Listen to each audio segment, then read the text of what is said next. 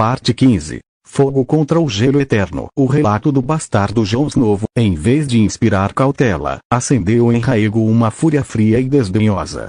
Histórias de monstros de gelo. Um exército de mortos. Era um insulto à sua lógica de conquistador. Ele, que havia derrubado castelos e quebrado reinos com fogo e aço, seria desafiado por fantasmas do inverno. A insolência do Lobo do Norte precisava de uma resposta. Não uma resposta de aliança, mas de aniquilação. Seus conselheiros, tanto Dothraki quanto os lordes conquistados que agora o serviam por medo, tentaram argumentar. A muralha era distante, a marcha seria longa, os suprimentos um pesadelo. Mas Rhaego estava obstinado. Ele não iria apenas marchar. Ele iria voar. Se há um rei brincando com cadáveres além da muralha, ele declarou no concílio, sua voz cortando como aço, eu o apresentarei ao verdadeiro rei. E ao verdadeiro fogo. A logística foi brutal, mas a obediência ao Caos era absoluta. Um exército de 20.000 de seus melhores cavaleiros Dothraki, endurecidos pelas campanhas do sul, foi reunido. Eles viajariam por terra, forçando uma marcha implacável através do norte, seguindo o trajeto dos dragões. Seriam a força terrestre, a carnificina que limparia qualquer resto de resistência dos selvagens ou dos soldados do Reino Norte. Mas o ataque principal viria dos céus. Em uma manhã gélida, com a neve começando a cair em Porto Real, um evento raro e sinistro, Rhaego montou em Drogon. Viserion e Rhaegal, maiores e mais ferozes do que nunca, levantaram voo ao seu lado. Das muralhas da cidade, milhares assistiram, em silêncio aterrorizado, enquanto as três sombras colossais subiam e viravam para o norte, desaparecendo nas nuvens baixas. Era um espetáculo de poder bíblico, uma declaração de guerra contra o próprio inverno. A viagem foi uma provação contra os elementos. Ventos gelados que cortavam como lâminas, tempestades de neve que cegavam até a visão aguçada dos dragões. Rhaego, envolto em peles e uma determinação de ferro, guiava-os. Ele sentia a inquietação das bestas, seu desconforto ancestral com o frio extremo. Mas ele também sentia a chama dentro deles, um fogo valeriano que queimava mais quente que qualquer fornalha mortal. Quando finalmente sobrevoaram a muralha, a visão foi de desolação infinita. O extremo norte era um deserto branco, um mar de gelo e silêncio mortal. E então, ele viu. Não eram contos de velhas. À distância, uma mancha escura e sinuosa contra a neve, uma massa em movimento. Milhares, dezenas de milhares de figuras arrastando-se. E à frente, figuras altas e esguias montadas em criaturas mortas-vivas, sua armadura de gelo brilhando com uma luz azulada pálida. Os caminhantes brancos. E no centro deles, uma figura que emanava um frio que Rhaego pôde sentir mesmo no ar, alto em uma colina de gelo. O Rei da Noite. Sua presença era um vazio, uma antítese de todo o calor e vida. Sem hesitar, sem estratégia além da destruição total, Rhaego mergulhou. Um grito gutural saiu de seus pulmões, um comando de guerra. Drogon abriu suas mandíbulas, e um rio de chama negra e laranja, tão quente que fez o ar gelado chiar e criar vapores fantasmagórios, desceu sobre a vanguarda dos mortos. Corpos congelados, mantos podres e ossos secos não queimaram, eles explodiram em brasas e cinzas instantaneamente. Viserion e Rhaegal seguiram, seus fogos cruzando o campo de gelo, desenhando linhas de destruição purificadora. Era uma visão apocalíptica. O fogo do dragão, a força primária do mundo, contra a morte animada do outro. Os mortos que eram tocados pelas chamas simplesmente deixavam de existir, reduzidos a nada. Mas havia tantos, uma maré interminável.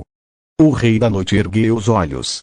Seus olhos azuis, mais frios que um núcleo de um glaciar, fixaram-se no maior dos dragões, Drogon, e em seu cavaleiro de cabelos prateados. Ele ergueu uma mão, e uma lança de gelo translúcido, mais dura que o aço, formou-se em sua mão. Com um movimento que desafiava a física, ele a arremessou. Rhaego viu o brilho azul vindo em sua direção. Ele puxou as rédeas com força, e Drogon, em um reflexo sobrenatural, torceu seu corpo massivo. A lança de gelo passou por um triângulo de suas asas, rasgando a membrana, mas não atingindo o coração. Drogon rugiu de dor e fúria, e sua resposta foi um jato de chama concentrado diretamente no Rei da Noite. O caminhante branco ergueu os braços, e uma parede de gelo surgiu do chão, vaporizando-se instantaneamente sob o fogo do dragão, mas dissipando parte do calor. O ataque havia sido desviado, mas o Rei da Noite recuou um passo, o primeiro sinal de algo parecido com cautela. Rhaego não deu trégua. Ele forçou Drogon a mergulhar novamente, ignorando a dor da asa ferida.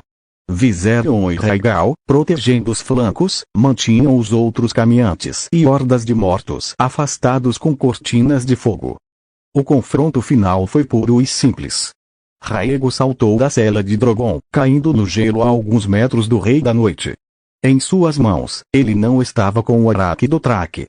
Ele empunhava Gelo Gêmeo, a espada ancestral da casa Stark, tomada como troféu após relatórios de sua descoberta. Uma lâmina de aço valeriano.